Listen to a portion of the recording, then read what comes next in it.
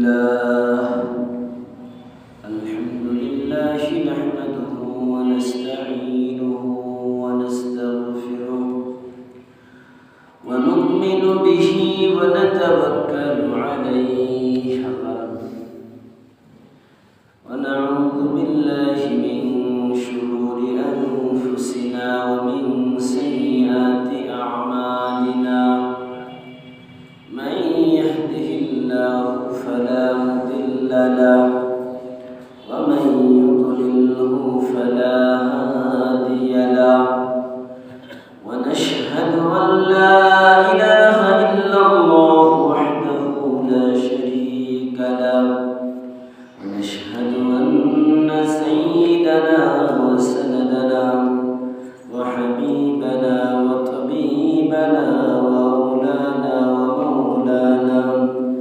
محمدا عبد الله ورسوله أرسله بالحق بشيرا ونذيرا وداعيا إلى الله بإذنه وسراجا وقمرا منيرا أما بعد فقد قال الله تبارك وتعالى في كلامه المجيد وفرقانه الحميد أعوذ بالله من الشيطان الرجيم بسم الله الرحمن الرحيم ولتكن منكم أمة يدعون إلى الخير ويأمرون بالمعروف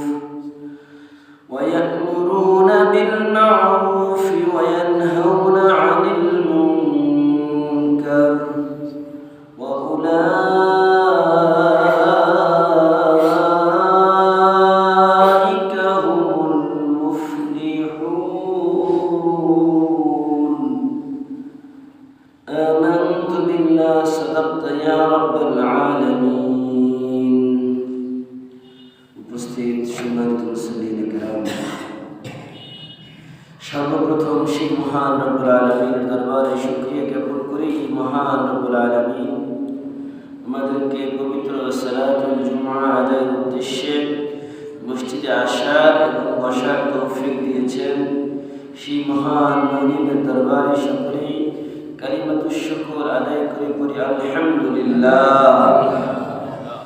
বিশ্ব মানবতার মুক্তির দূত আকায়ে নামদার সমস্ত নবীদের সরদার, যে নবীর পথ এবং মতের মধ্যে রয়েছে ইহকালীন কল্যাণ পরকালীন মুক্তি, যে নবীর আদর্শের মধ্যে রয়েছে মানুষের দুজাহানের সফলতা, যে নবীকে মানলে দুনিয়াতেও লাভ পরকালেও লাভ, সেই নবীর নামে সকলেই লক্ষ কোটি দুরূদ ও সালামের হাদিয়া পেশ করে সংক্ষিপ্ত আকারে সকলে পড়ি সাল্লাল্লাহু আলাইহি ওয়াসাল্লাম।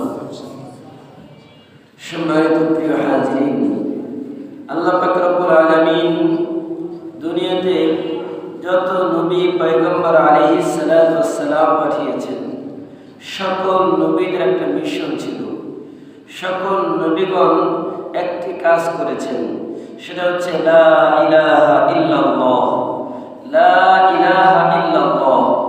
আদম সফিউল্লাহ, লা ইলাহা ইল্লাল্লাহ। ঈসা রূহুল্লাহ, লা ইলাহা ইল্লাল্লাহ। মুসা কালিমুল্লাহ, লা ইলাহা ইল্লাল্লাহ।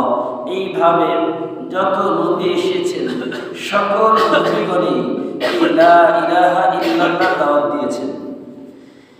এই 1 লক্ষ মতান্তরে 2,24,000 নবী পয়গম্বর আলাইহিস সালাতু ওয়াস সালাম যিনারা দুনিয়াতে আগমন করেছেন, তাদের ধারাবাহিকতায় সর্বশেষ নবী, প্রিয় নবী হযরত মুহাম্মদুর রাসূলুল্লাহ সাল্লাল্লাহু আলাইহি ওয়াসাল্লাম, তিনি যখন এই দুনিয়াতে আগমন করেন, নবুয়ত প্রাপ্ত হলেন। নবুয়ত প্রাপ্তির পরে আল্লাহর পক্ষ থেকে রাসূলকে আদেশ করা হলো, ইয়া আইয়ুহার রাসূল বাল্লিগ মা উনজিলা ইলাইকা মির রাব্বিক ওয়া ইল্লাম তাফআল ফামা বাল্লাগতা রিসালাতা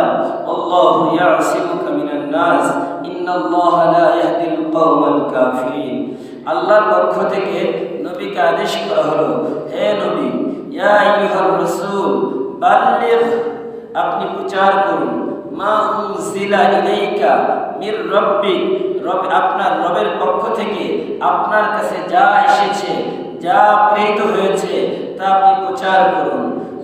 বাল্লিগ মা উনজিলা ইলাইকা মির রাব্বিক ওয়া ইন লাম তাফআল, আর যদি আপনি না করেন ফামা বাল্লাগতা রিসালাতা, তাহলে আপনি আপনার রিসালাতের দায়িত্ব পরিপূর্ণ করলেন না। আল্লাহু ইয়াসিমুকা মিনান নাস, তো এই দাওয়াতের কাজ করতে গেলে বিপদ আসবে। এই দাওয়াতের কাজ করতে গেলেই নানাভাবে বাধাগ্রস্ত হবে মানুষ। কখনো এই দাওয়াতের কাজ করতে গেলে কখনো ফিজিক্যালি, কখনো সরাসরি শারীরিকভাবে লাঞ্ছিত হয়। এই দাওয়াতের কাজ করতে গেলে কখনো হয়তো বা কারো আক্রোশের শিকার হয়। এই জন্য আল্লাহ তাআলা বলেছেন, নবী, দুনিয়াতে তো মানুষের বডিগার্ড আছে। মানুষ একটা কথা বলার পরে তাকে প্রোটেক্ট দেওয়ার জন্য, তাকে বাঁচানোর জন্য অনেক বডিগার্ড থাকে, তার অনেক বংশ বুনিয়াদের অনেক লোক থাকে, তাকে সেফ করবে। কিন্তু আপনি চিন্তা করবেন না, আপনি যখন এই দ্বীনের দাওয়াত দিবেন, এই দ্বীনের দাওয়াত দিতে গিয়ে যখন আপনি বিপদগ্রস্ত হবেন, যখন আপনি মানুষের দ্বারা আক্রান্ত হবেন, আল্লাহু ইয়াসিমুকা মিনান নাস, আল্লাহ তাআলাই ইয়াসিমুকা, আপনাকে বাঁচাবে, মিনান নাস, মানুষের থেকে। তাহলে আমরা কি বুঝতে পারলাম?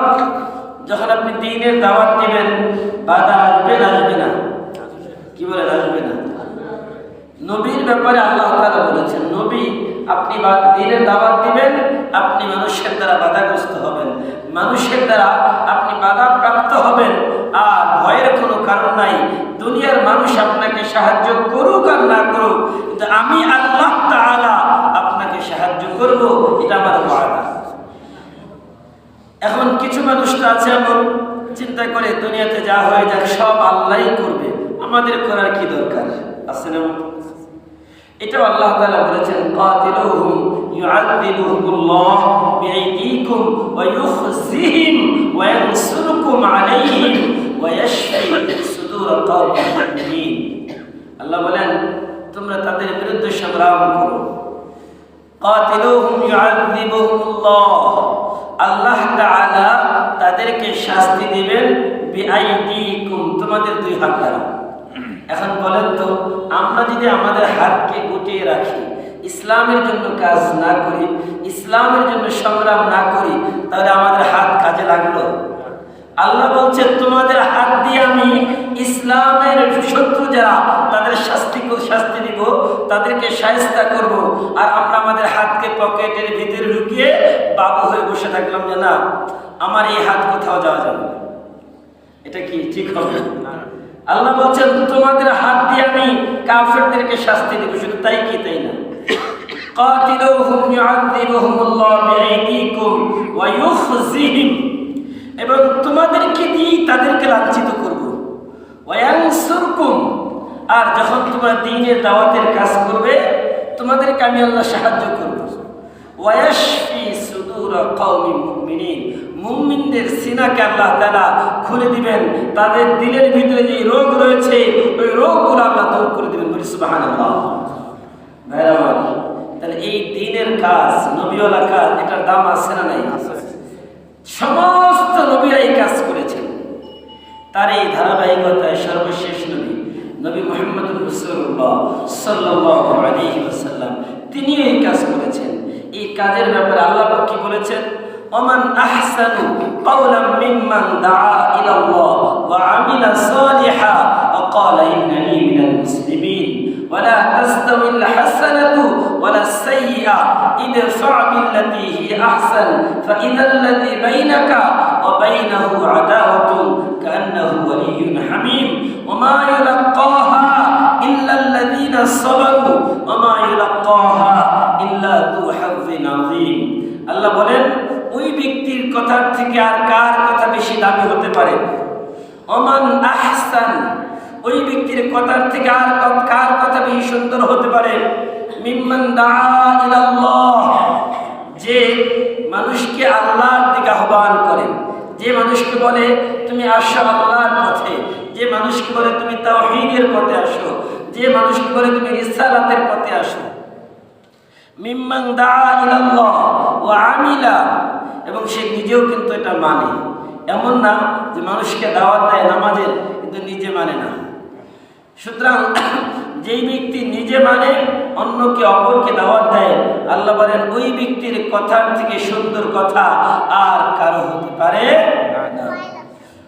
ওমান আহসানু কাওলাম মিম্মান দাআ ইলাল্লাহ ওয়া আমিলা, আল্লাহ বলেন এবং সে নিজেও আমল করে। যদি সে নিজে আমল করে এবং মানুষকে দ্বীনের দাওয়াত দেয়, এই কথার থেকে উত্তম কথা আর আল্লাহর কাছে নাই। আল্লাহ বলেন ইদফা বিল্লাতি হি আহসান, ইদফা বিল্লাতি হি আহসান, মানুষকে তোমরা সুন্দর পদ্ধতিতে তোমরা দাওয়াত দাও।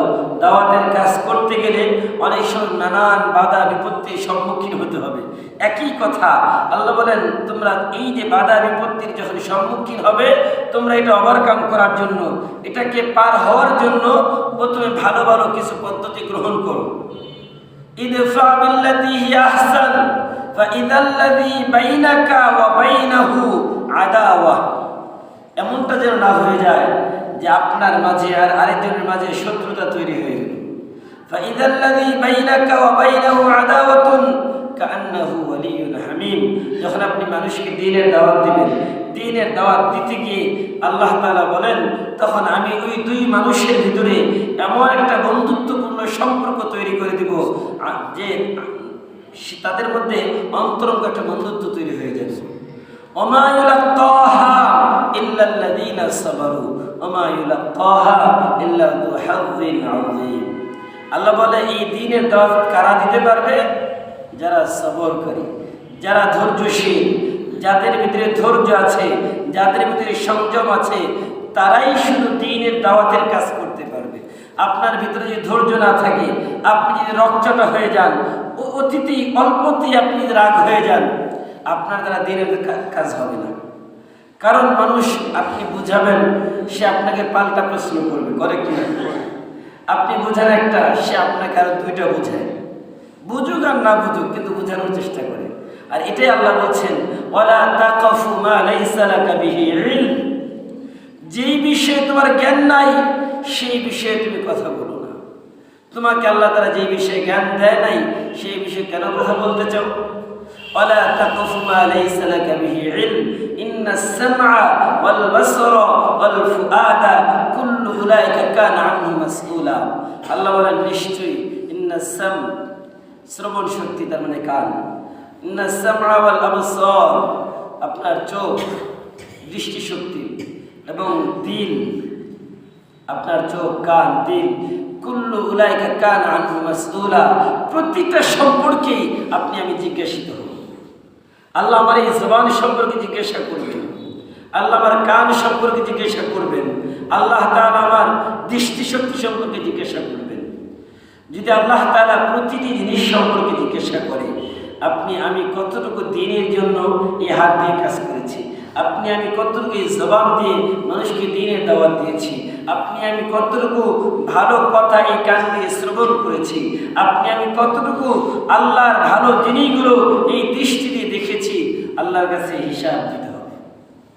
ভাইরা আমার, এই যে আল্লাহর হাবিব তো দুনিয়া থেকে চলে গেলেন, দাওয়াতি কাজ কি চলবে না বন্ধ থাকবে? কি বলেন, বন্ধ থাকবে মনে হয়?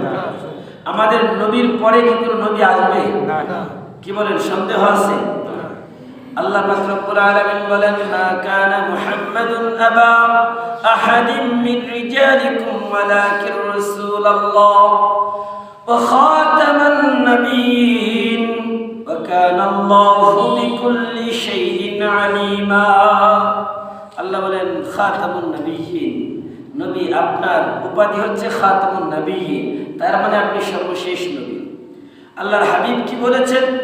আনা খাতামুন নাবিয়্যিন লা নাবিয়্যা বা'দি, আমি শেষ নবী, আমার পরে আর কোন নবী দুনিয়াতে আসবে না। আল্লাহ রাসূল একটা দৃষ্টান্ত দিয়ে বুঝিয়েছেন যে একটা ঘর নির্মাণ করেছেন, ওই ঘরের সবগুলো ইট লাগানো হয়েছে, শুধুমাত্র একটা ইট আপনি লাগানো বাদ রেখেছেন। এখন বলেন, এত সুন্দর ডিজাইনের একটা ঘর তৈরি করলেন বালাখানা, ওই বালাখানার সামনের একটা ইট আপনি ফাঁকা রাখলেন, এটা কি ভালো দেখা যায়? আল্লাহর হাবিব বলেন আল্লাহ তাআলা সকল নবীদেরকে দিয়ে একদম সব কমপ্লিট করে ফেলেছেন, কিন্তু একটা ইটের জায়গা ফাঁকা রেখেছেন, আর ওই ইটের জায়গাটা হচ্ছে আমি নবী মুহাম্মদুর রাসূলুল্লাহ। আল্লাহ আমাকে দিয়ে ওই নবুয়তের যে দরজাটা ছিল, নবুয়তের যে ঘর ছিল, ওই ঘরটাকে আল্লাহ কমপ্লিট করে দিয়েছে, বলি সুবহানাল্লাহ। সেই নবী তো আর দুনিয়াতে নাই, আছেন, কিন্তু নবীর কাজ চলবে না, বন্ধ থাকবে। এখন বলেন, আপনার আমার দাদা ছিল, এখন দাদা দুনিয়া থেকে বিদায় নিয়েছেন, দাদার অঢেল সম্পত্তি ছিল, এখন ওই সম্পদ আমার বাবা, বাবা চাচা যারা আছে তারা নিবে নাকি অন্যরা এসে দখল করবে? এটা কথা বলবেন। আমার দাদার সম্পত্তি এগুলো কি অন্য মানুষ দখল করবে মৃত্যুর পরে দাদার, নাকি তার যে সন্তান আমার বাবা চাচা এরা দখল করবে? কারা দখল করবে? ভাই আমার, যদি আমার বাবা মারা গেল মনে করেন, বা আপনার বাবা দুনিয়া থেকে বিদায় নিয়ে গেল, এখন আপনার বাবার সম্পত্তি, আমার বাবার সম্পত্তি, এগুলো কি পাড়া প্রতিবেশী দখল করবে নাকি আমরা নিব? তো ওয়ারাসাত আছে না নাই? দুনিয়াতে সিস্টেম আছে। তো আল্লাহর হাবিব বলেন আমার তো সম্পদ নাই, আল্লাহ রাসূল ইন্তেকাল করেছেন, আল্লাহ রাসূলের কোনো সম্পদ ছিল না। আল্লাহ রাসূল সাল্লাল্লাহু আলাইহি ওয়াসাল্লাম তিনি বলেছেন দুনিয়াতে আমার কিছু ওয়ারিস আছে। আমার ওয়ারাসাত কারা? আমার উত্তরাধিকারী কারা? ইন্নাল উলামা ওয়ারাসাতুল আমবিয়া ওয়া ইন্নাল আমবিয়া লাম ইউরিসু দিনারা ওয়ালা দিরহামা ওয়া ইন্নামা ওয়ারাসুল ইলম ফামান আখাযাহু আখাযা বিহাদ্দিন ওয়াফির। আল্লাহ হাবিব বলেন ইন্নাল উলামা ওয়ারাসাতুল আমবিয়া, যারা উলামায়ে কেরাম তারা হচ্ছে নায়েবে নবী, যারা উলামায়ে কেরাম এরা হচ্ছে আমার উত্তরাধিকারী, এরা আমার ওয়ারিস। কিসের ওয়ারিস? টাকা পয়সা, জমি জায়গা? বলতে না না। ইন্নাল আমবিয়া লাম ইউরিসু দিনারা ওয়ালা দিরহামা, কোন নবী সম্পদ, দিনার, টাকা পয়সা এগুলো রেখে যান না, এগুলোর উত্তরাধিকার বানান না। ইন্নাল আমবিয়া লাম ইউরিসু দিনারা ওয়ালা দিরহামা ওয়া ইন্নামা ওয়ারাসুল ইলম। তিনারা উম্মতকে কিসের উত্তরাধিকারী দেন? ইলমের। বলেন কিসের? ইলমের উত্তরাধিকারী বানান। ওয়া ইন্নামা ওয়ারাসুল ইলম ফামান আখাযাহু আখাযা বিহাদ্দিন ওয়াফির। এই ইলমের মধ্যে আবার কেউ অল্প অংশ নেয়, কেউ বেশি অংশ নেয়। আল্লাহর হাবিব বলেন যে যত বেশি নিতে পারলো সে তত বেশি সৌভাগ্যবান, সে তত বেশি কামিয়াব হয়ে গেল। আলী রাদিয়াল্লাহু তাআলা আনহু বলেন দেখেন দুনিয়ার মধ্যে যার সম্পদ যত বেশি তার শত্রু তত বেশি, আর দুনিয়ার মধ্যে যার ইলম যত বেশি তার কদর, তার সম্মান তত বেশি। রাজিনা কিসমাতাল জব্বারি ফিনা লানা ইলমুন ওয়ালিল আ'দাই মালু ফাইন্নাল মালা ইয়াফনা আন করিবিন ওয়া ইন্নাল ইলমা ইয়াবকা লা ইয়াজালু। আলী রাদিয়াল্লাহু তাআলা তিনি বলেন রাজিনা কিসমাতাল জব্বার, আল্লাহ তাআলা আমাদের জন্য যা দিয়েছেন ইলম, এর মধ্যে আমরা সন্তুষ্ট। আর যারা আমাদের শত্রু তাদেরকে আল্লাহ অনেক সম্পদ দিয়েছেন। ফাইন্নাল মালা ইয়াফনা আন করিবি, তিনি বলেন যে সম্পদ এটা তো দুনিয়াই ক্ষণস্থায়ী, আর দুনিয়ার সম্পদ তো আরো ক্ষণস্থায়ী। এই যে সকালবেলার ধনী ফকির সন্ধ্যাবেলা আছে না, এই এলাকায় এমন বড় লোক নাই যারা আগে অনেক সম্পদের মালিক ছিল কিন্তু এখন ভাত খাওয়ার মতো সুযোগ তাদের হয় না, আছে না? আবার দেখা গেছে কিছু মানুষ তো এমন আনপড়, অশিক্ষিত, নিজের নামটাও লিখতে পারে না, অন্যের বাড়িতে চাকর ছিল, এখন তাদের বাড়ি গাড়ি অনেক সম্পত্তির অভাব নাই, এমন লোক আছে না নাই? তার মানে কি সম্পদ পরিবর্তনশীল। ফাইন্নাল মালা ইয়াফনা আন করিবিন ওয়া ইন্নাল ইলমা ইয়াবকা লা ইয়াজালু। কিন্তু ইলম এটা চিরস্থায়ী, এটা বাঁকা, এটার কোনো ক্ষণস্থায়ী না, এটা কখনো শেষ হয় না। আপনি বলেন আমি যে ইলম অর্জন করেছি এটার থেকে কি আমি যে আপনাদেরকে দিচ্ছি আমার কমবে না বাড়বে?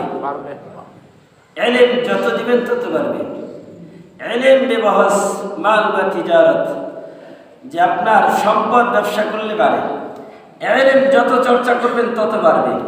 সিয়াসাত, রাজনীতি নিয়ে যত আলোচনা হবে তত রাজনীতি বাড়বে। তিন জিনিস ছাড়া থাকে না, এই জন্য ইলমের চর্চা যত বেশি হয় তত ইলম বাড়ে। আমি যেটা বলতেছিলাম, তো একজন নায়েবে নবী আলেম, তার ব্যাপারে আল্লাহর হাবিব বলেছেন সে হচ্ছে আমার ওয়ারিস। এখন যারা নবীর ওয়ারিস তাদের কাছ থেকে একটা দৃষ্টান্ত আপনাদের সামনে দিই। রাসূল আকরাম সাল্লাল্লাহু আলাইহি সাল্লামের স্ত্রীর ভাই হযরত মুআবিয়া রাদিয়াল্লাহু তাআলা, তিনি যখন গভর্নর, তিনি হজে গিয়েছেন। হজ থেকে এসে দেখেন বাজারে আলগা চুল বিক্রি হয়, আমাদের দেশে হয় না। মহিলাদের চুল আলাদা ফ্যাশন করার জন্য আলাদা চুল বিক্রি হয় না, পরচুলা যেটাকে বলেন, আছে না নাই বাজারে? আছে, মনে হয় নাই, আছে নাকি? আছে। হযরত মুআবিয়া রাদিয়াল্লাহু তাআলা আনহু তিনি হজ থেকে ফিরে এসে বলেন না, ওই আমার ওজিররা কোথায়, আমার মন্ত্রীরা কোথায়, বলেন নাই, বলেছেন কি আইনা উলামাউনা, কোথায় আমার আলেমরা? ডাকো, আলেমদেরকে নিয়ে পরিষদ বর্গ বসলেন, মন্ত্রীদেরকে বললেন তোমরা যাও, তোমাদের সাথে পরে কথা হবে। আলেমদেরকে বললেন আপনারা কি করেছেন? আমি যে হজে গেলাম, আমি আমার দেশে নাই, কিন্তু এই যে বাজারের মধ্যে একটা হারাম পণ্য বিক্রি হচ্ছে দিনের পর দিন, আপনারা এটার প্রতিবাদ করলেন না। আপনারা করেছেনটা কি? আপনারা আপনার দায়িত্ব পালন করেন নাই। একটা পরচুলা, নারীর মাথার সৌন্দর্য বর্ধনের জন্য আলাদা যে চুল বিক্রি করা হয়, এটা বিক্রি করা হারাম, এটা বিক্রি করা হারাম। এখন আমাদের দোকানগুলোতে আছে না নাই? আছে। এটা হালাল না হারাম? এখন আমি এই মাসআলা দিলাম, এখন যদি আমার কোনো দোকানদার ভাই আমার উপর রাগ করে, এটা কি ঠিক হবে? আমার তো কর্তব্য হচ্ছে তাকে সংশোধন করে দেওয়া। অনেক মার্কেটে দেখি ঢুকলেই দেখা যায় পরচুলা সুন্দর করে তাকে সাজিয়ে রেখেছে। আরে ভাই, তুমি হারাম জিনিসটাকে এত সুন্দর করে সাজিয়ে রেখেছো, তোমার মনে কি ভয় নেই যে হারাম জিনিসটা আমি কিভাবে এত সুন্দর করে মানুষের সামনে প্রদর্শন করি? তিনি বললেন আইনা উলামাউনা, কোথায় আমার আলেমরা? আপনারা কি দায়িত্ব পালন করেছেন? আমার মন্ত্রী দরকার নাই, আলেমদের প্রধান এবং প্রথম দায়িত্ব হচ্ছে সমাজে যেখানে যখন যে অসঙ্গতি দেখবে তখন সে অসঙ্গতি তুলে ধরবে, আর অসঙ্গতি তুলে ধরে তার সমাধানের পথকে তারা বলে দিবে। এটা হচ্ছে আলেমদের দায়িত্ব।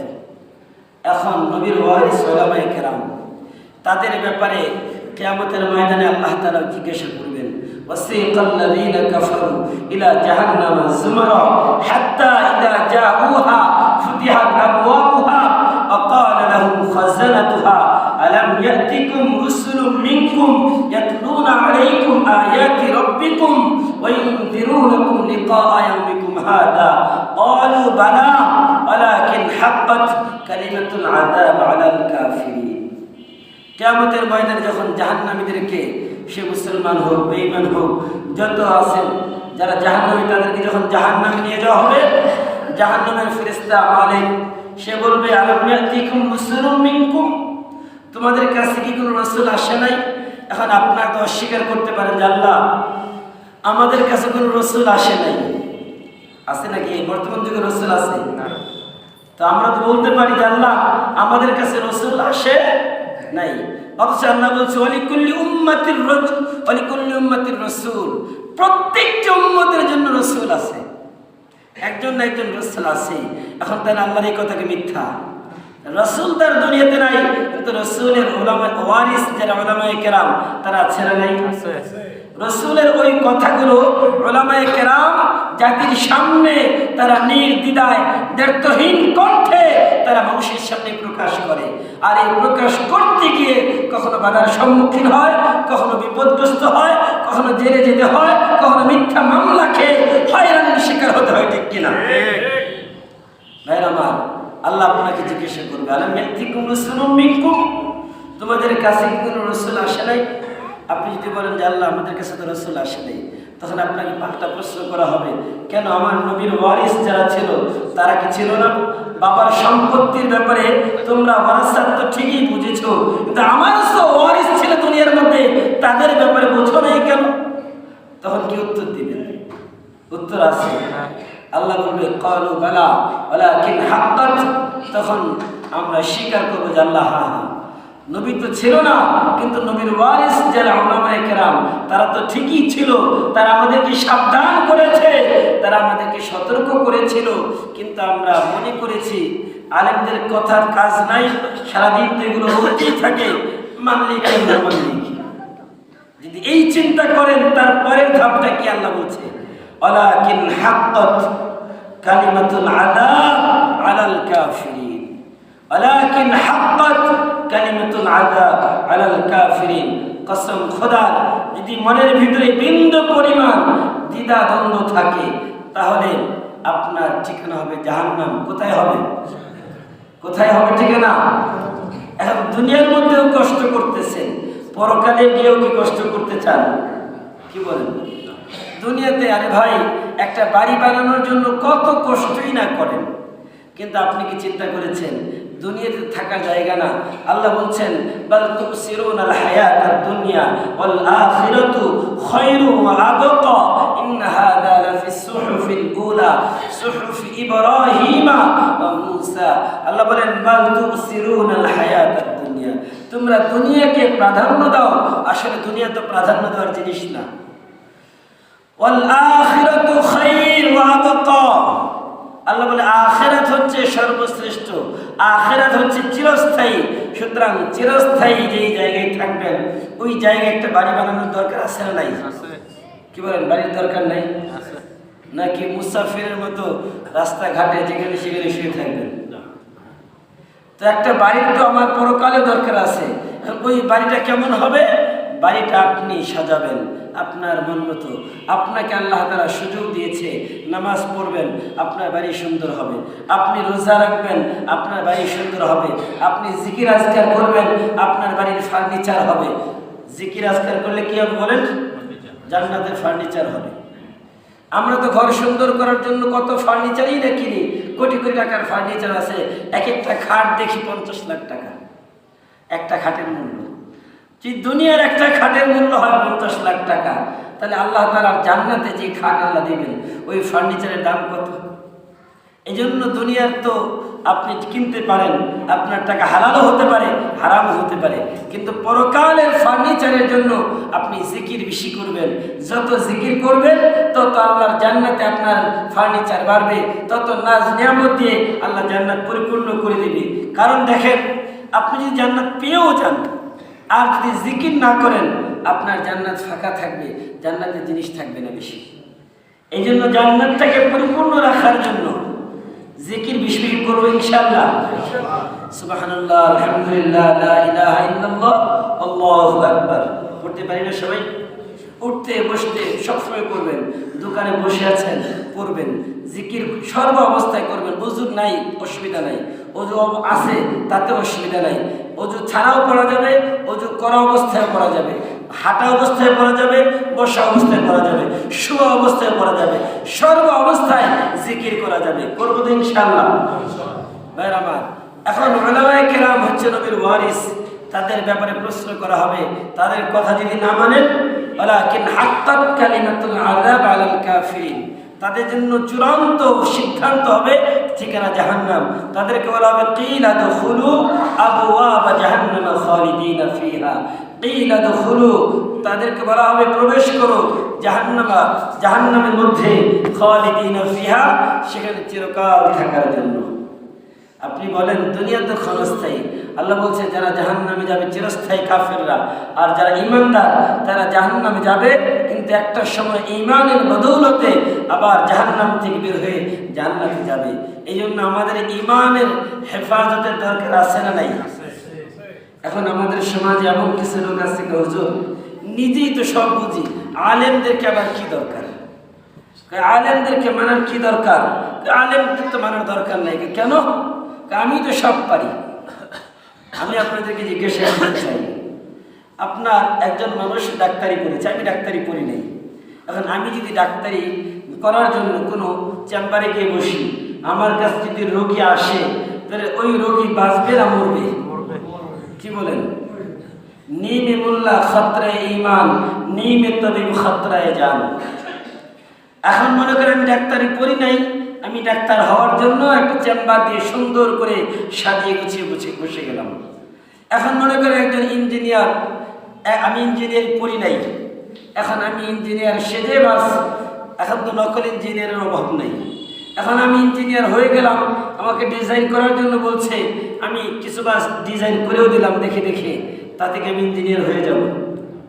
আপনি মনে করেন আপনি দুনিয়ার যত বিদ্যা আছে, আপনি একজন জজ হবেন, আপনি ব্যারিস্টার হবেন, আপনি উকিল হবেন, আপনি পড়ালেখা না করে আপনার সার্টিফিকেট না থাকলে আপনাকে কি মূল্যায়ন করা হবে ওই ডিপার্টমেন্টে? বলেন না কেন করা হবে? কোথাও করা হবে না। যদি না হয় তাহলে এই বিষয়টা কেন বুঝেন না? একজন আলেম হওয়ার জন্য 16টা বছর পড়ালেখা করে, করতে করতে মাথার চুল উঠে যায়, সাদা কালো চুলগুলো পাকা ধরে, তারপরেও আপনাদের কাছে মনে হয় আলেমরা কি জানে। আরে ভাই, একজন আলেম হওয়ার জন্য ন্যূনতম 12 বছর লাগে। 12টা বছর শুধু কোরআন হাদিসের পিছনে ব্যয় করে। শুধু আলেম হওয়ার জন্য, হাফেজ হওয়ার জন্য আলাদা সময় লাগে, কারি হওয়ার জন্য আলাদা সময় লাগে। আমি 18 বছর লেখাপড়া করেছি। আমাদের এই যে মুরব্বী হুজুর, ওনার তো আরো কত বেশি পড়ালেখা করেছে। তো ভাই আমার, তো আমরা 18-20 বছর লেখাপড়া করেও এখনো কোরআন হাদিস মনে হয় বুঝি নাই। কোনো সমস্যায় পড়লেই আমাদের মুরব্বী ওস্তাদ যারা, তাদের কাছে যাই অথবা ফোনে পরামর্শ নিই যে হুজুর এই মাসআলাটা কি হবে। আর আপনি 18 দিনে পড়েন নাই, কোন আলেমের সোহবতে যান নাই, আপনি বাস ইউটিউব আছে আপনার কাছে, আপনার কাছে গুগল আছে, আপনার কাছে এখন সব কিছু ওপেন, মনে হয় বাংলায় তো সব পাওয়া যায়। আরে ভাই, বাংলায় যে লিখছে এটা সঠিক না ভুল, এটা আপনারা বোঝার ক্ষমতা আছে। আমি যদি বলি যে ভাই সূরা ফাতিহা বলেন তো, হুজুর সূরা ফাতিহা পারি না, আর পারলেও 7 আয়াতের মধ্যে 14টা ভুল, 7 আয়াতের মধ্যে, এটা বাংলা কাহিনী বলতেছি না, এরকম একটা অভিজ্ঞতার কথা বলি। অনেক অভিজ্ঞতা আছে এরকম। এক আল্লাহর বান্দা, তিনি আহলে কোরআন, শুধু কোরআন মানে হাদিস মানে না, আমার কাছে আসছে একদিন, হুজুর আপনার সাথে কিছু কথা আছে। বললাম ঠিক আছে বলেন, কি বলবেন? রাস্তায় বললাম চাচা এখানে বলবেন নাকি মসজিদে যাবো নাকি বাসায়, কোথায় যাবেন? কয় বারান্দায় গিয়ে বসি মসজিদ। ঠিক আছে চলুন। বসলাম, বসার পরে আমাকে বলছে হুজুর অমুক সূরার এত নম্বর আয়াত এই আছে, অমুক সূরার এত নম্বর আয়াত আছে। হ্যাঁ আছে, আয়াতটা বলেন না। আমি তো হাফেজ মানুষ, আপনি আয়াতটা একটু বলে বলতে পারবেন? কারণ আয়াত তো আমার জানা নাই। বললাম আয়াত জানা নাই মানে? কাজে হ্যাঁ আমার তো আয়াত জানা নাই। আমি বললাম আয়াত জানেন না, তাহলে আপনি বলতেছেন যে এত নম্বর সূরার এত নম্বর আয়াত এই, আমি তো বিশ্বাস করি কিভাবে? আপনি তো অন্ধ, আপনি অন্ধ হয়ে আরেকজন অন্ধকে কিভাবে রাস্তা দেখাবেন? কি বলেন সম্ভব? আরে আপনি নিজেই তো অন্ধ, কোরআন হাদিসের ব্যাপারে আপনার জ্ঞান নাই, আপনি বুঝেন না। একটা সহজ উদাহরণ দিয়ে আপনাদের বুঝাই। আলহামদু পড়ি না সবাই? আলহামদু অর্থ কি বলেন তো সবাই যারা পারেন? বলেন সবাই, একটু জোরে বলেন। সকল। এখন আলহামদু এটা অর্থ হচ্ছে সকল প্রশংসা আমরা বলি, কিন্তু সকল এই শব্দটা কোথায় পেলেন? আলিফ লাম তো ভাই 3 প্রকার আছে, একটা আহাদি, খারিজি, ইস্তিগরাকি, এগুলো তো ইলমি আলোচনা, এগুলো আসলে এখানে আলোচনা না। এখন আপনাকে যদি বলি ভাই সমস্ত, এটা বলতে গেলে আলিফ লাম 3 প্রকার আছে, আপনি সমস্ত বলতেছেন, এই সমস্ত আরবি শব্দটা কি বলেন? বলতে পারবেন? আহমদুর অর্থ প্রশংসা, হামদুর অর্থ প্রশংসা করা। আলহামদু আমরা সবসময় বলি সকল প্রশংসা, সকল প্রশংসা। আলিফ লাম 3 প্রকার, এর মধ্যে 1 প্রকার এখানে আছে, এটাকে বলা হয় ইস্তিগরাকি, মানে তারিফের যত প্রকার আছে সব এর মধ্যে অন্তর্ভুক্ত। এই জন্য বলি আমরা, যদি আপনি আরবি গ্রামার না জানেন, আরবি গ্রামার না জানেন, কোরআন হাদিস বোঝার জন্য ন্যূনতম আপনার 7টা সাবজেক্ট জানা লাগবে। এটা যদি না জানেন, আপনি তাফসীর বুঝবেন কি, হাদিস বুঝবেন কি? আরে ভাই, হাদিস পড়ার জন্য আমাদেরকে ন্যূনতম 7-8 বছর শুধু নিচের ক্লাসে পড়ানো হয়, এরপরে ওস্তাদরা পড়ান 8 বছর পরে। আর আপনি 8 দিনও পড়েন নাই, কোনো আলেমের সোহবতে যান নাই, আপনি বাংলা দেখে দেখে মুহাদ্দিস হয়ে গেলেন। আর আমাদের সমাজের মানুষগুলো এত বোকা, আর ওই যে অন্ধ মুহাদ্দিস, তার কথায় সবাই পাগল। কি কথা ভুল বলতেছি? এটা বাস্তব কথা ভাই, একটু বুঝেন যে কার কথায় কোন দিকে যাচ্ছেন। একজন অন্ধ মানুষ আপনাকে রাস্তা দেখাতে পারবে? অন্ধ মানুষ তো আপনাকে রাস্তা দেখাতে পারবে না। দুনিয়ার ব্যাপারে যদি আমরা সব বুঝি যে না, যে ডাক্তার না তার কাছ থেকে প্রেসক্রিপশন নেওয়া যাবে না, যে ইঞ্জিনিয়ার না তার কাছ থেকে বাড়ির প্ল্যান নেওয়া যাবে না, যে পাইলট না সে বিমান চালাতে পারবে না, যে উকিল না সে তো আইন বিষয়ে বিজ্ঞ না, যে জাজ না সে বিচার করতে পারবে না, এই বিষয়গুলো যদি আমরা বুঝি তাহলে ইসলামের ব্যাপারে আলেম ছাড়া অন্য কারো কোনো প্রেসক্রিপশন গ্রহণ করা যাবে। কিন্তু আমাদের সমাজে এক শ্রেণীর মানুষ যারা এটা ছড়ানোর ব্যবস্থা করতেছে যে আলেমরা আমাদের সাথে আছে। আমাদের স্লোগান হবে আমরা আলেমদের সাথে আছি। বলেন আমরা কার সাথে আছি? নাকি আলেমরা আপনাদের সাথে আছে? কোনটা? সাহাবায়ে কেরাম বলতেন আমরা নবীর সাথে আছি। সাহাবায়ে কেরাম কি বলতেন? নাকি নবী আমাদের সাথে আছেন? আমরা কার সাথে আছি? সাহাবায়ে কেরাম বলতেন আমরা নবীর সাথে আছি। তার মানে নবী হচ্ছে মুক্তাদা, তিনি হচ্ছেন হেডলাইট, তার আলোতে আমরা সবাই পথ চলি। আলেমরা হচ্ছে একজন মুক্তাদা, তারা হচ্ছে হেডলাইট, একটা ইঞ্জিন, মনে করেন একটা ট্রেন। এই ট্রেন এর বগি থাকে অনেকগুলো। ওই ট্রেনের বগিগুলো যদি কোনোভাবে লাগানো থাকে, লাইনের যে অবস্থায় হোক, আসতে যাক আর ধরে যাক, সে কিন্তু তার গন্তব্যস্থলে পৌঁছবেই। বগির অবস্থা যাই হোক, ভাঙ্গা হোক, যাই হোক না কেন, পৌঁছবে নাকি মাঝখানে কাটা পড়বে? পৌঁছবে। এখন আপনি যদি ওই যে ইঞ্জিন থেকে আলাদা হয়ে যান, আপনি গন্তব্যস্থলে পৌঁছতে পারবেন? গন্তব্যস্থল তো আমাদের জান্নাত। আর যদি আলেম থেকে আলাদা হয়ে যান, খোদার কসম, কিলা দুখুলু আবওয়াব জাহান্নামা খালিদিনা ফিহা ফাবিসা মাসওয়াল মুতাকাব্বিরিন। আল্লাহ বলেছেন তাদেরকে বলা হবে জাহান্নামে প্রবেশ করো আর সেখানে চিরকাল থাকো। এটা আমাদের সমাজে এক শ্রেণীর ভাইরা খুব ছড়াচ্ছে, আলেম বিদ্বেষীরা। দ্বীনের দাওয়াত, এখন মূল কথা আসি। এই যে দ্বীনের দাওয়াত, ইসলামের কাজ, এগুলোর এই ব্যাপারে কার কথা আপনারা শুনবেন? ডাক্তারের কথা, ইঞ্জিনিয়ারের কথা? কথা বলবেন। দ্বীনের ব্যাপারে ডাক্তারের কথা শুনবেন, ইঞ্জিনিয়ারের কথা শুনবেন। কিন্তু আমাদের সমাজের কিছু ভাই আছে, এরা ইঞ্জিনিয়ারের কথায় ইসলাম মানতে চায়। আরে ভাই, আপনি ইঞ্জিনিয়ার, আপনি তো রড, সিমেন্ট, বালু এগুলো কোথায় কি লাগবে এগুলো ভালো জানেন। আপনি ইসলামের ব্যাপারে জানেন কিছুটা, কিন্তু পরিপূর্ণ কি জানেন? আপনাকে যদি বলা হয় একটা সূরা ফাতিহা পড়ে তাফসীর করেন, করতে পারবেন? তখন তো আপনার পায়জামা গরম হয়ে যায়। আমরা এই কথাগুলো বলতে চাই না, কিন্তু আপনাদেরকে সচেতন করার জন্য, বোঝানোর জন্য বলছি ভাই, এগুলো এখন দরকার। কারণ আমাদের বাংলাদেশে আমরা গত কয়েকদিন আগে দেখেছি, বাংলাদেশের বিশ্ব ইজতেমার ময়দানে একটা ঘটনা ঘটছে, আপনারা জানেন না?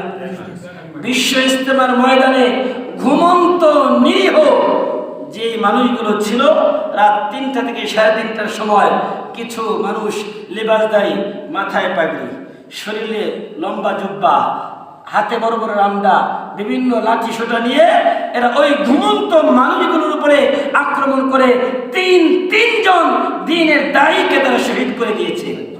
4 জন। এই যে 4 জন মানুষকে তারা শহীদ করে দিল, এরা লেবাস যাই হোক, এরা কি মুসলমান হতে পারে? কোন মানুষ কি কাউকে হত্যা করার ক্ষমতা রাখে? আল্লাহ। একজন অমুসলিম হলেও তো তাকে হত্যা করার কোনো সুযোগ নাই। আপনি কিভাবে এরকম দ্বীনের দায়ীদেরকে হত্যা করলেন? আপনার সেটা আমার মাসআলাগত কিছু দ্বন্দ্ব থাকতে পারে কিনা? আপনি বুকে হাত বাঁধেন, আমি না নিচে হাত বাঁধি, আপনি কি আমার শত্রু? আরে ভাই, আপনার আমার পরিচয়, আপনি মুসলমান, বাস। তাতে সমস্যাটা কোথায়? আপনি তো মুসলমান, একই জায়গায় চলছে, একই জায়গায় ফিরছি। আপনি এখন এটার জন্য আপনার সাথে কিছু মাসআলাগত দ্বন্দ্ব, আপনি জন্য মানুষটাকে হত্যা করে ফেলবেন, সব কিছু মেনে নেওয়া যায়, এটা কি মানা যায়? আর এরা আরো কিছু ভিডিও দেখলাম, যখন লোকগুলো বের হয়ে যাচ্ছে, জিজ্ঞাসা করে তুমি কি আলেম? কয়ে যায় না, একে ছেড়ে দাও। আরেকজন কে তুমি কি আলেম? এর মাথায় বাড়ি দাও। যে লোকগুলো এইভাবে বেছে বেছে আলেমদের মাথায় বাড়ি দিচ্ছে, মনে রাখবেন লুহুমুল উলামাই মাসমুমাতুন, আলেমদের গোশত হচ্ছে বিষ। বিষ খেলে কেউ কি বাঁচে না মরে? বলেন না কেন? বিষ খেলে কি বাঁচে না মরে? তো যারা আলেমদের নিয়ে এরকম নানান ষড়যন্ত্র ছড়াচ্ছ, আলেমদেরকে নিয়ে যেরকম কুচ্ছ কুচ্ছা উড়ানোর চেষ্টা করছো, আলেমের মাথায় বাড়ি দিচ্ছ, তার মানে তুমি আলেমের গোশত খাচ্ছ। মনে রাখবা আল্লাহ বলছেন আইয়ুহিব্বু আহাদুকুম আইয়াকুলা লাহমা আখিহি মাইতান ফাকারিহতুহু। তোমাদের মধ্যে এমন কে আছে যে তার মৃত ভাইয়ের গোশত খাওয়াটাকে পছন্দ করে? কেউ আছেন নাকি? না। কিন্তু আমরা এই কাজটা করতেছি অনবরত, অহরহ। ভাইর আমার, এই জন্য মনে রাখবেন, যারা আলেম বিদ্বেষী আর যারা আলেমদের মাথায় বাড়ি দিচ্ছ, যারা আলেমদের ব্যাপারে কুচ্ছা রটানোর চেষ্টা করছো, তোমরা আলেমদের গোশত ওই বিষ খেয়ে খেয়ে নিজেদের জীবনকে ধ্বংসের একদম দ্বার প্রান্তে নিয়ে যাচ্ছ। তোমাদের দুনিয়াতেও ধ্বংস হইবার্য, পরকালে তোমাদের জন্য জাহান্নাম উদারিত। ঠিক কিনা? এটা আল্লাহর কোরআন সাক্ষী, আল্লাহর কোরআনে তাই বলে। এই কথাগুলো আপনাদেরকে বলতে হবে, বুঝতে হবে। এই জন্য ট্রেনের ইঞ্জিনের সাথে থাকবেন নাকি ইঞ্জিন থেকে আলাদা হয়ে যাবেন, সিদ্ধান্ত আপনাদের। এক একজন আলেম তারা হচ্ছে এক একটা ইঞ্জিন, এক একটা ইঞ্জিন তারা চলতে থাকবে, তাদের সাথে যারা থাকবে তারা গন্তব্যস্থলে পৌঁছে যাবেন। আল্লাহর হাবিব বলেছেন কোন আলিমান, ভালো করে এই হাদিসটা মুখস্থ করে নেবেন, কোন আলিমান, নিজে আলেম হও। এক নম্বর কি বলেছেন? এক নম্বর নিজে। এখন বলবেন হুজুর বয়স 50-60, আরেক ভাই বলবেন যুবক হুজুর এখন 25-30 হয়ে গেছে, বিয়ে করলাম, কেরিয়ার হয়ে গেছে, এখন কেন 12-14 বছর 18 বছর করার সুযোগ আছে, আলেম তার হওয়ার সুযোগ নেই। তা আল্লাহ রাসূল অপশন বন্ধ করেন নাই, দ্বিতীয় অপশন বলেছেন কোন আলিমান আও মুতাআল্লিমান, যদি আলেম নাও হতে পারো আলেমের ছাত্র হও। কি বলেন? ছাত্র হওয়ার জন্য কি অসুবিধা আছে? এটা তো বয়সের কোনো ব্যাপার না। বলবেন হুজুর 50-60 বছর বয়স। আমি আপনাদেরকে বলতে চাই, সাহাবায়ে কেরাম যারা ইসলাম গ্রহণ করেছেন, তা কারো বয়স ছিল 20, কারো বয়স ছিল 40, কারো বয়স ছিল 60। সালমান ফার্সি তার সেই 250 বছর হায়াত পেয়েছে, তার বয়স তখন 150। অসুবিধা আছে? তো তারা এই 50-60 বছর 100 বছর বয়সে ইসলাম গ্রহণ করার পরে তারা দিন শিখে নেই। কি বলেন? শিখে নেই নাকি বাল্যকালে সব শিখছে? সব শিখে নাই, তারা তো একটা বয়সে গিয়ে শিখেছে। তা আমাদের শিখতে কোনো অসুবিধা আছে? কি বলেন? অসুবিধা আছে? এক নম্বর নিজে আলেম হও, দ্বিতীয় নম্বর আও মুতাআল্লিমান, আলেমের ছাত্র হও। ছাত্র হলে কি সম্মান কমে যাবে? সম্মান কমে যাবে। এই ব্যাপারে একটা হাদিস বলি আপনাদেরকে, তাহলে উৎসাহ জাগবে আপনাদের। আল্লাহর হাবিব বলেন মান খারাজা ফি তালাবিল ইলমি ফাহুয়া ফি সাবিলিল্লাহ হাত্তা ইয়ারজিআ ইলাইহি। এইভাবে আরেক হাদিসে আসছে, আল্লাহ রাসূল বলেন যেই ব্যক্তি ইলম অন্বেষণের জন্য ঘর থেকে বের হলো, সে আল্লাহর রাস্তায় থাকবে। আর যদি এই অবস্থায় কারো মৃত্যু হয়ে যায় তাহলে বিনা হিসাবে সে জান্নাতে বলে সুবহানাল্লাহ। আমি লালবাগে পড়া অবস্থায় যখন যে বছর দাওরায়ে হাদিস পড়ি, ওই বছর একজন 52 বছরের এক ছাত্র আমাদের সাথে পড়ে। উনি প্রতি বছর নতুন নতুন ভর্তি হয়। তা আমরা বলি যে কি খবর দাদু? দাদু বুঝো না, আমি চাই তালিবুল ইলম অবস্থায় যে আমার মৃত্যুটা হয়, কারণ কত আমল কবুল হতেও পারে, নাও হতে পারে। আল্লাহর হাবিব যে বলেছেন যেই ব্যক্তি ছাত্র অবস্থায় মারা যাবে তার বিনা হিসাবে জান্নাত, আমি এই জান্নাতটা গ্রহণ করার জন্য মৃত্যু পর্যন্ত আমার নামটা ছাত্রের খাতায় রাখতে চাই। এই জন্য আমি প্রতি বছরই ভর্তি হই। আর তিনি নিয়মিত ক্লাসে করতেন। এই জন্য নিয়মিত ক্লাস হোক।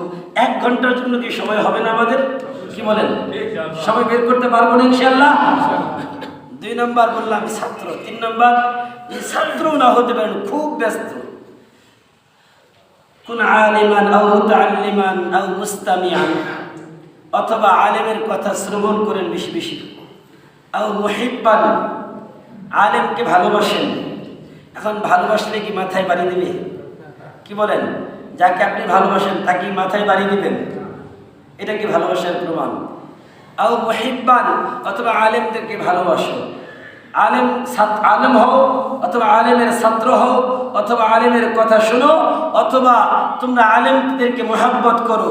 ওয়ালা তাকুন খামিসান, আর এই 4-এর বাহিরে যদি যাও ফাতুহলিকা, ধ্বংস তোমার জন্য অনিবার্য। এখন চিন্তা করেন আপনি কোন কাতারে আছেন, কত নম্বরে আছেন। এই 4-এর মধ্যে যদি না থাকেন নিজেকে 4-এর মধ্যে ঢোকান, আর যদি না হয় ফাতুহলিকা, ধ্বংস অনিবার্য। আল্লাহ রাসূলের কথা সত্য না মিথ্যা? সবাই বলেন সত্য না মিথ্যা? আল্লাহ রাসূলের কথা সত্য না মিথ্যা? যদি সত্য হয় তাহলে আমাদের মানার দরকার আছে না নাই? ভাই আমার, এই জন্য দ্বীনের ব্যাপারে আমরা উলামায়ে কেরামের কথা শুনবো। তারা যে দিক নির্দেশনা দিবে, তাদের দিক নির্দেশনা অনুযায়ী যদি আমরা মেনে চলি, তাহলে আমাদের ইহকালীন কল্যাণ, পরকালীন মুক্তি আসবে। আর এটা আমরা দেখেছি বর্তমান যুগে কিছুটা উলটপালট হয়ে গেছে। আজ থেকে 20 বছর আগে মুরব্বীরা চিন্তা করেন আলেমদের কি কদর ছিল, মাথার তাজ বানিয়ে রেখেছে। তাই তো আল্লাহর হাবিব বলেছেন একজন আলেমের মর্যাদা কত, লাইলাতুল বদরি, যে পূর্ণিমার রাতে আকাশের মধ্যে 14 তারিখে দেখবেন আকাশ ভর্তি তারকা, আর এর মধ্যে চাঁদ কয়টা থাকে বলেন? কয়টা?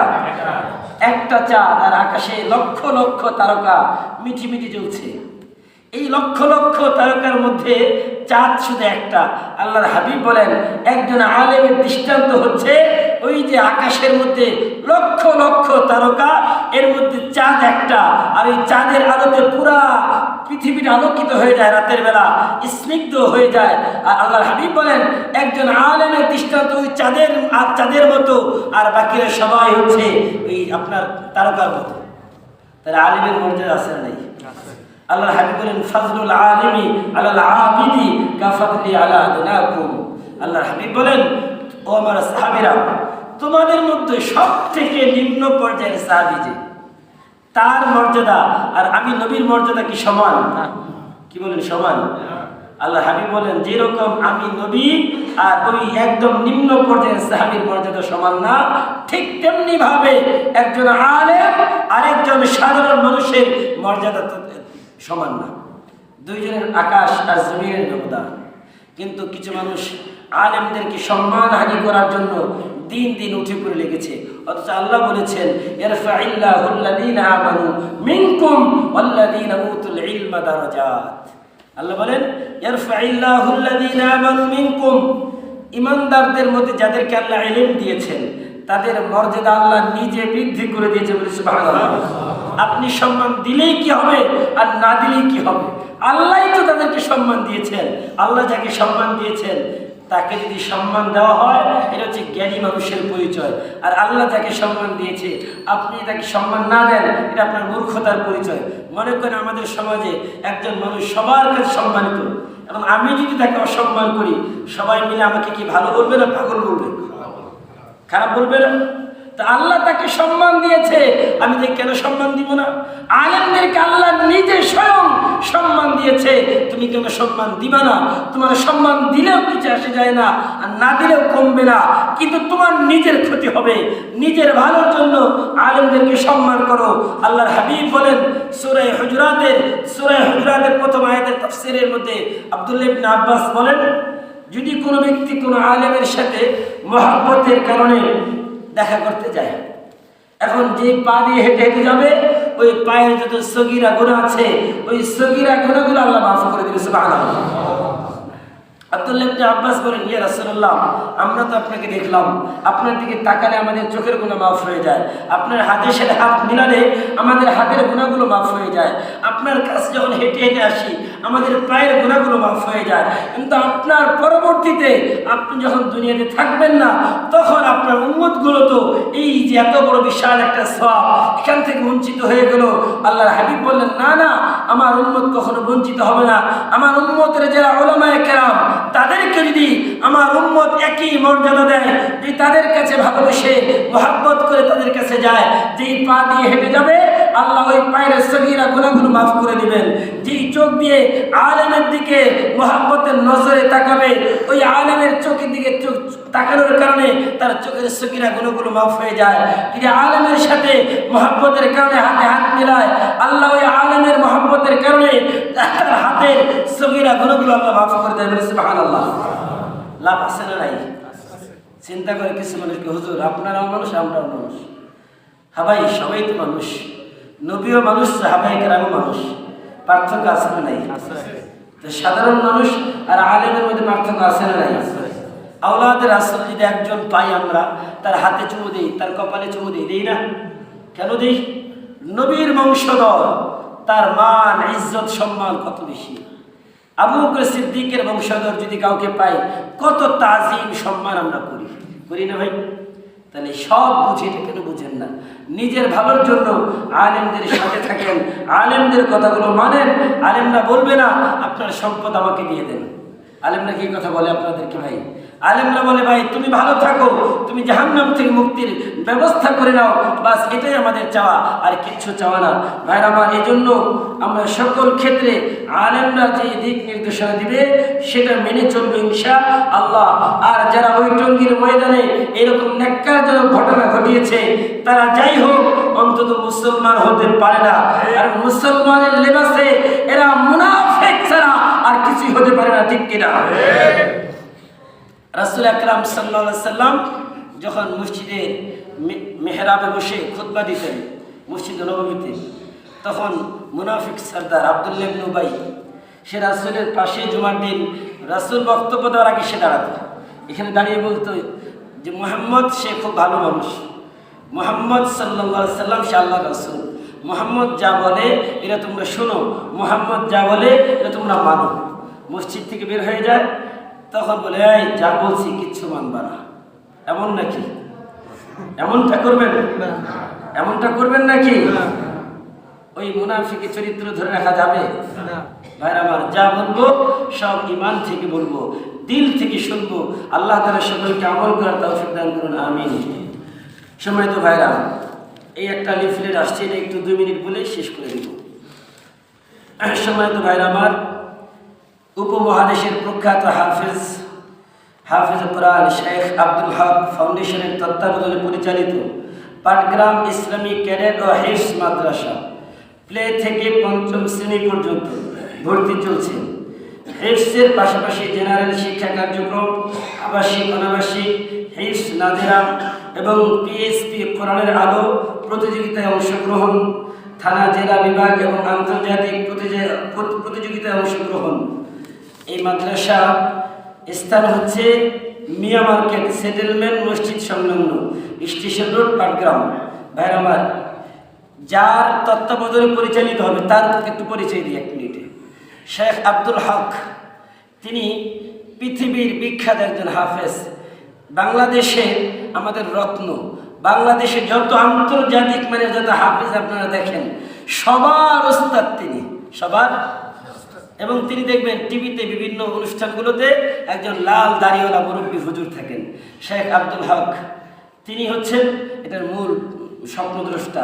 তিনার স্বপ্ন হচ্ছে পুরা বাংলাদেশে এরকম সহিহ কোরআন পড়নেওয়ালা, এবং বাংলাদেশে সর্বপ্রথম আন্তর্জাতিক পর্যায়ে হেফজের পুরস্কার তিনি এনেছেন। এবং বাংলাদেশে যত আন্তর্জাতিক মানের হাফেজ আছে সবার ওস্তাদ তিনি। এবং তার তত্ত্বাবধানে আজকে বাংলাদেশে অনেক প্রতিষ্ঠান চলছে। পাটগ্রামে এই প্রথম এই প্রতিষ্ঠানটা শুরু হচ্ছে। এই জন্য আপনারা যারা আপনাদের সন্তানদেরকে হাফেজ বানাতে চান, যারা আপনাদের সন্তানদেরকে কোরআনের হাফেজ বানাতে চান, এবং হেফজের পাশাপাশি জেনারেল শিক্ষার ব্যবস্থা আছে, এই জন্য আপনারা যেহেতু আব্দুল হক সাহেবের তত্ত্বাবধানে পরিচালিত, এই জন্য আপনারা ইনশাআল্লাহ আপনাদের সন্তানদেরকে এই প্রতিষ্ঠানে দিতে পারেন। আশা করা যায় ইনশাআল্লাহ আপনার সন্তান ইলম থেকে বঞ্চিত হবে না। আল্লাহ তাআলা আমাদের সকলকে আমাদের সন্তানদেরকে দ্বীনি শিক্ষা দেওয়ার তৌফিক দান করুন, আমিন। আসসালামু আলাইকুম ওয়া রাহমাতুল্লাহ।